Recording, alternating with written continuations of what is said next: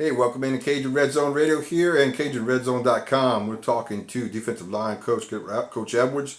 Coach, you guys have been doing a lot of teaching in two-a-days, and that's basically what two-a-days is about. At the beginning of fall practice, doing a lot of teaching and structure. And how's that been going? And talk a little bit about that in the process. It's been going good. Obviously, just with the numbers, we've been blessed to have like 16 D linemen out again, and a lot of those guys we have a big opportunity to work with a lot of different guys and do a little bit more we did in the spring. So it's been going good. Guys are really obviously they bought into what we're getting going, and the guys are having fun and pushing themselves. But it's almost 2 weeks in the training camp, so some of them bruises and muscles are starting to ache a little bit, but the guys are pretty much working their butts off. And of course, Coach, y'all said it at everyone already knows your top three are going to be up front.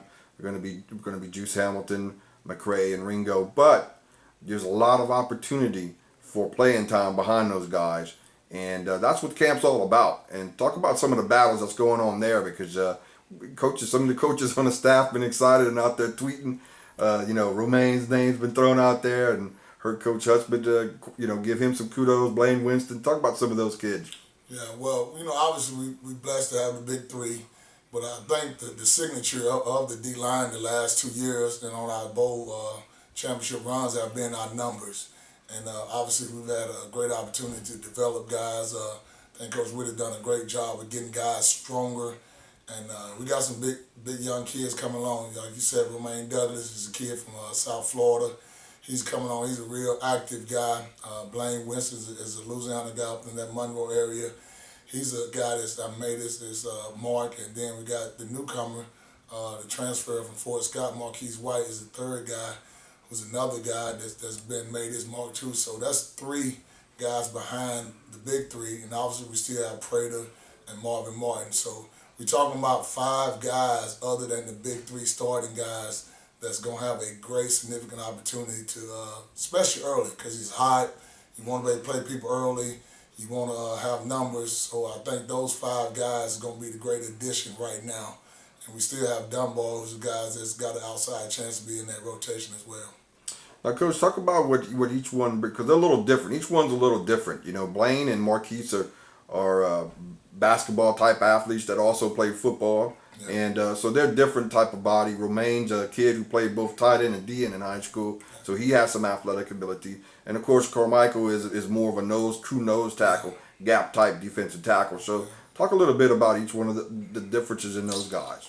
Well, it's kind of weird because you would think Blaine and Marquise being the basketball guys be the more agile guys, but they're the more longer power. They may be old school basketball guys, pick and roll guys, so because they're more heavier, power type guys. And Romaine is he's an athletic kid. He's athletic. I'm talking about for his, natural ability. He's probably have a big time ceiling because he can rush the passer and do something different. And those other guys are big, strong, power type guys. And then I think you just hit on Dunbar is a true nose guard type guy. And then we talk about Prater. He's just a guy that probably be a backer, depending on what you're trying to do, or a DN. And Marv is just a good, strong, former O-line guy, just a solid, going to be where he's supposed to, gap guy. So and that's the biggest thing when you start having guys that coming off the bench, so rotating type guys. They all can be different and bring something different to the party and make it hard for O-line to prepare. You may prepare against a guy, he's playing behind Ringo. Ringo does this, and this guy does that. So I think they all have some different identities.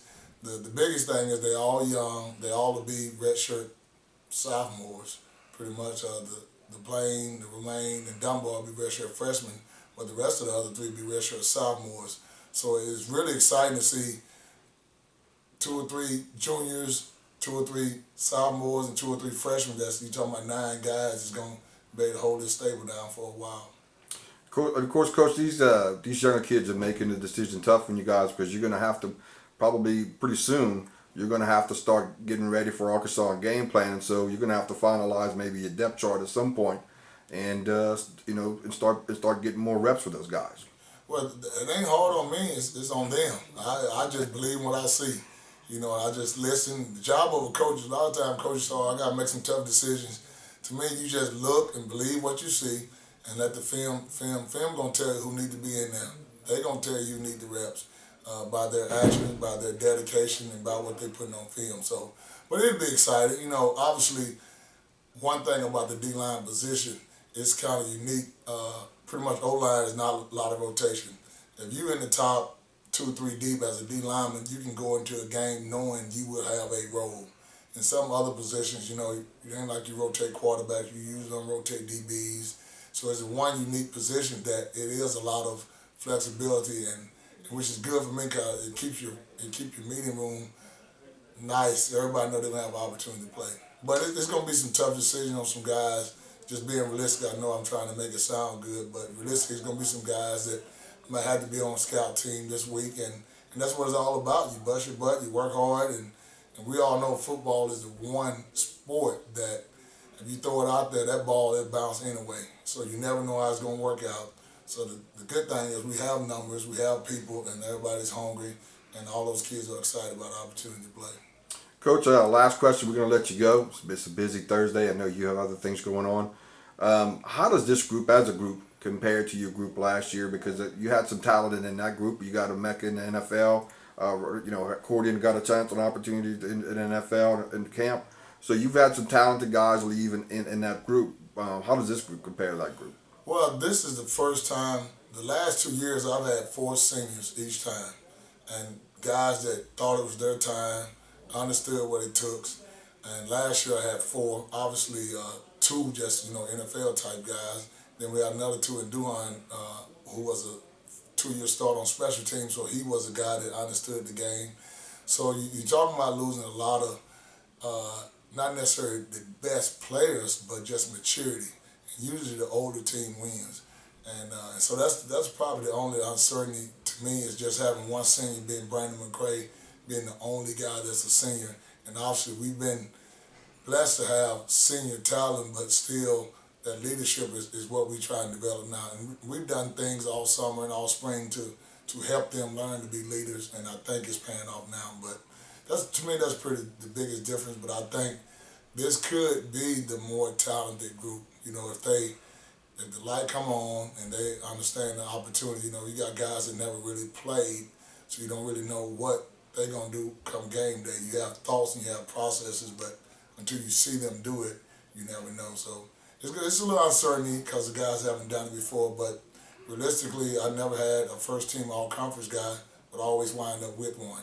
So now I got a first-team all-conference preseason guy, so I think we're probably further along than we were before for us, just stability and good players.